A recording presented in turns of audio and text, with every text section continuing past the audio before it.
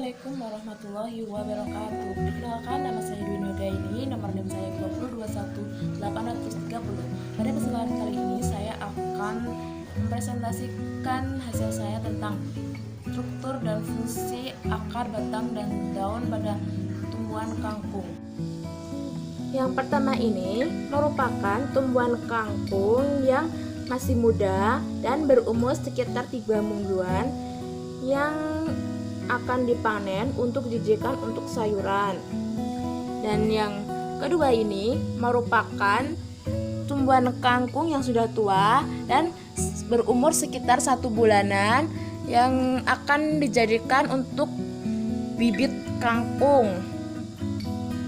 Dan yang terakhir merupakan biji kangkung atau bibit kangkung yang siap ditanam.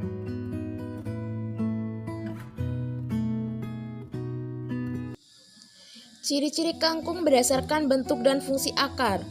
Umumnya, tanaman kangkung memiliki akar tunggang yang tumbuh secara vertikal dan horizontal. Untuk akar tunggang vertikal adalah akar yang tumbuh di dalam tanah secara tegak guna mencari sumber air dan unsur hara. Sedangkan untuk akar tunggang horizontal adalah akar yang tumbuh ke samping atau menyebar di sekitar area tanaman kangkung guna mencari sumber air, unsur hara, dan memperkuat cengkraman di dalam tanah sehingga mampu menyokong tanaman kangkung agar tidak mudah roboh.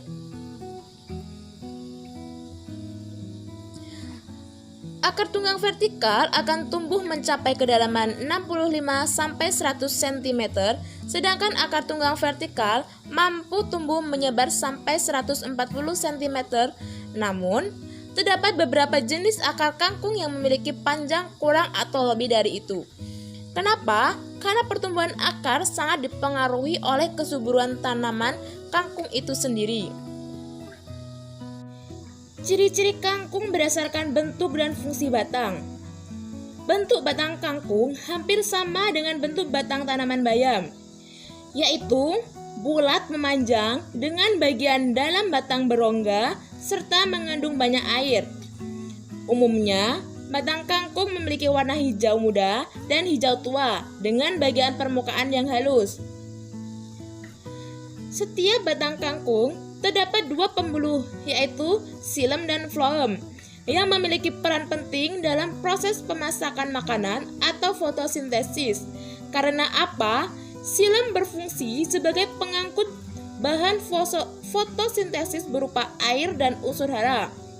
Sedangkan phloem berfungsi sebagai pengantar hasil fotosintesis untuk diantarkan ke seluruh organ tanaman kangkung.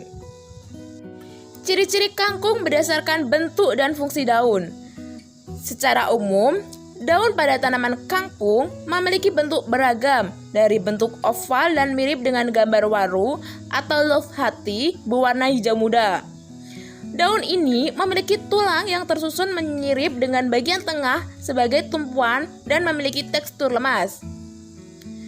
Setiap helai daun kangkung memiliki tangkai yang tumbuh pada buku baku batang. Fungsi tangkai daun pada tanaman kangkung adalah sebagai perekat antara pangkal daun dengan buku batang. Lalu, untuk fungsi daun sendiri hampir sama dengan fungsi daun pada umumnya, yaitu sebagai tempat fotosintesis, alat pernafasan tanaman, dan sebagai tempat penguapan air atau transpirasi. Ciri-ciri kangkung berdasarkan bentuk dan fungsi bunga. Tanaman kangkung memiliki bunga dengan bentuk pangkal mirip trompet atau bulat memanjang dan bagian permukaan atau ujung bunga mirip dengan piring yaitu bulat dengan warna putih di bagian pinggirnya, sedangkan bagian tengah daun berwarna ungu. Secara umum, bunga pada tanaman kangkung berfungsi sebagai penarik perhatian serangga guna membantu proses penyerbukan dan terbentuknya buah serta biji yang akan digunakan untuk berkembang biak secara generatif. Ciri-ciri kangkung berdasarkan bentuk dan fungsi buah. Tanaman kangkung akan menghasilkan buah berbentuk bulat mirip dengan bentuk telur dengan jumlah 2-3 biji pada satu buahnya. Jika dilihat secara kasat mata, buah dan biji kangkung seperti melekat, dengan warna kulit hitam pada buah yang sudah tua dan warna hijau pada buah yang masih muda. Umumnya, buah kangkung memiliki diameter mencapai 9-10 mm dan termasuk jenis buah yang tidak mampu bertahan lama. Ciri-ciri kangkung berdasarkan bentuk dan fungsi biji.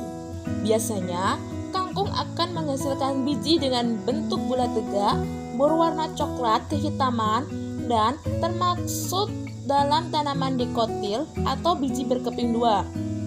Dalam tanaman dikotil atau biji berkeping dua, secara umum, biji pada tanaman kangkung berfungsi sebagai alat berkembang biak secara generatif.